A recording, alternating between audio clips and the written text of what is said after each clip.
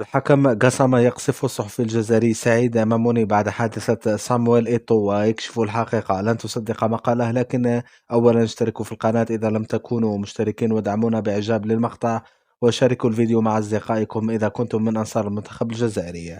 هجم الحكم الغامبي باكاري قسم الصحفي الجزائري المقيم بقطر سعيد ماموني بعد حادثة شجاره مع الكاميروني صامويل إيتو الذي قام بالاعتداء عليه أمام أنظار العالم بأسره، بعد أن سأله ماموني عن حجم المكافأة التي قدمها لحكم مباراة الجزائر والكاميرون في إياب المباراة الفاصلة المؤهلة لكأس العالم. وقال قسامة: إذا كان الصحفي الجزائري المهرج يقصدني أنا، فأنا أقول له: أنت تحلم تبحث عن الشهرة، أنا حكم خلوق وديني يمنعني من إمساك الرشوة وقبول الهدايا أثناء العمل. فكر في قصة أخرى ملفتة للأنظار، أنت والقائمون على كرة القدم في بلادك لقد خسرتم وأقصيتم على يد الكاميرون، وانتهى الأمر.